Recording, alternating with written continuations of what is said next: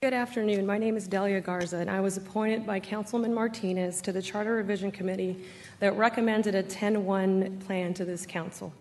Since my time on the Charter Revision Committee, I've become very involved in the 10-1 movement, and I've learned a lot about how this council works and how it seems to be greatly influenced by this circle of political insiders and consultants. So I wanted to come here today and let you know what's going on outside of the walls of City Hall. The 10-1 movement is very strong and is dedicated to changing the current patronizing gentleman's agreement.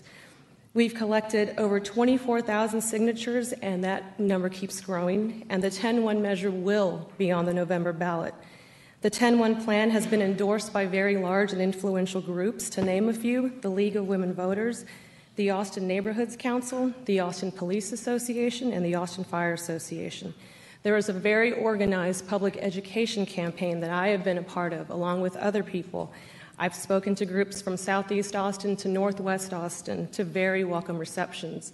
Recently, I did receive a bit of a negative reception when I went to speak at a Central Austin neighborhood group, and after giving my 10-1 spiel, a gentleman in the group raised his hand and said, "It would be stupid for us to support this. We have all the power. Why would we want to let that go?"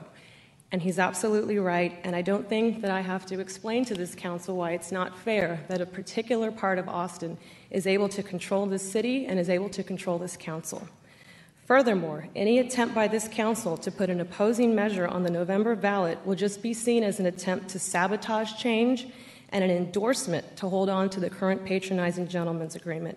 And an opposing measure on the ballot would be a slap in the face, quite frankly, to me and the majority of my colleagues who served on the Charter Revision Committee, who sat through hours and hours of testimony from citizens from all over the city and from voting rights experts who told us that other plans, such as an 821, for example, would likely not pass Department of Justice muster because it would likely eliminate an African American seat. And it would be a slap in the face to the growing number of citizens who support 10-1 and are ready for change. I'm not naive. I know how politics work. But I hope at the end of the day, when you think of the oath of office that all of you took to serve this city, you remember that it was an oath of office to serve all of Austin, not just certain zip codes, not just certain precincts, and not just certain consultants, but all of Austin. I admire your service. I know that you have tough decisions to make, and I thank you for your time.